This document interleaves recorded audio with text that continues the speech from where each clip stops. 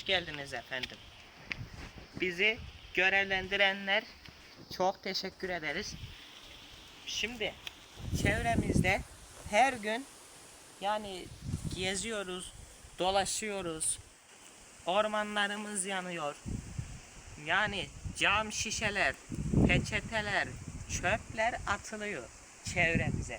Biz de onu temizlemekle uğraşacağız. Uğraşıyoruz.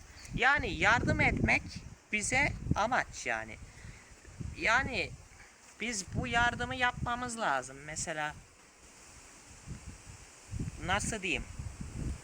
Biz çevremize bir tane kibrit çöpü atarız.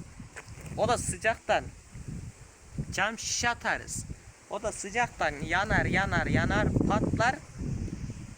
Çevreye zararı olur arkadaşlar. Lütfen atmayın. Mesela çevremizde ormanlarımıza attığınız çöpler var ya, ormanlarımızı yakıyor. Bir anız bile hayvanların yaşam alanına, doğamızın yaşam alanına zarar veriyor. Arkadaşlar, bir ot tanesinin anızının yakılması bile bizim için zor. Ama orman içinde anız yakmayın. Orman dışındaki çevre uzak bir yerde, yani çevre olmadığı yerde küçük bir anız bile yaksanız, ya yakmasanız ya yaksanız bile belki de bir ev yanabilir.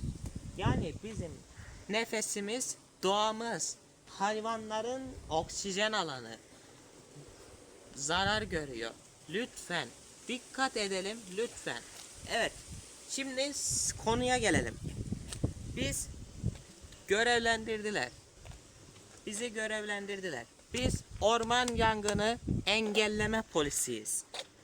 Şimdi biz orman yangınını engelleyeceğiz. Efendim, siz nereye gidiyorsunuz? Ormana. Ne yapacaksınız? Piknik yapacağız. Mangal var mı? Var. Mangal olmaz. Mangal olmaz efendim. Neye?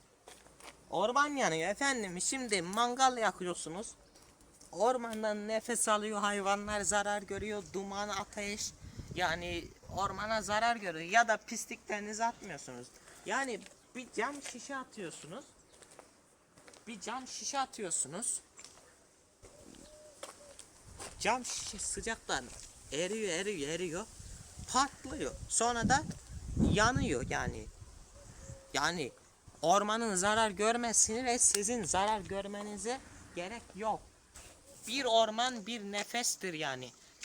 Ya birkaç tane orman yandı ya, hayvanların nefesi gitti arkadaşlar. Buralarda yaşayan insanlar var, lütfen. Mangal yakmayınız burada. Bize yakışmaz lütfen. Başlamadı. Heh. Evet, biz sokak röportajı yapan bir polis olarak geldik burada. Şurada birini bulduk, bakalım ne diyecek. Ne düşünüyorsunuz orman yangınları hakkında?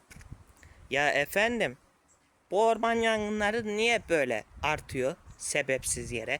Çünkü pisliklerini temizlemeden gidiyorlar efendim. Niye böyle oluyor anlamadım. Doğru konuştu. Şimdi de şurada birine soralım. Ormanın önünde duruyordu. Evet, niye buradasınız? Ya arkadaşı bekliyor, şimdi mangalı filan alacak. Bir de gelecek, iki eğlenecek. Mangal yasak burada. Neden ya? Biz Çorumluyuz ha. Ki akıllı olun ha. Biz mangal yakmak istiyoruz burada. Yok, bunun Çorumlusu başka bir yerlisi yok. Kimse yapamaz. Ama efendim, canımız çekti. Biz nerede yakalım? Bizim evimiz apartman. Komşular rahatsız olacak. En iyisi ormanda yakmak. Onu ben bilemem.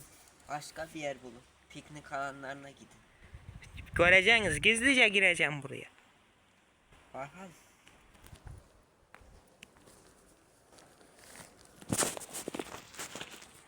Evet. Şimdi arkadaşlar, videomuzun sonuna gelmek üzereyiz. Biz orman olsun, çevremiz olsun, denizlerimiz olsun kirletilmek üzere.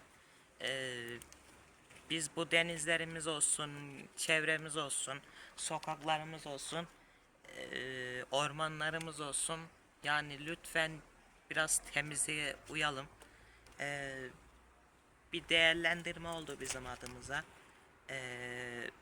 Kendi emeğimizin alın teriyle bir şeyler yapmaya çalışıyoruz. Size lütfen çevremizi temiz tutalım. Lütfen çevremizi kirletmeyelim. Lütfen çevremizi kirletmek isteyen bir kişi de varsa uyaralım. Batuhan sen de buyur. Diyecek bir şey yok yani. Çevreyi kirletmeyelim. Yangına sebep olmayalım burada. Ateş yakmayalım. Çöpleri atmayalım. Bu ülkede 4 şey olmayacaksın. Kadın, çocuk, hayvan, orman.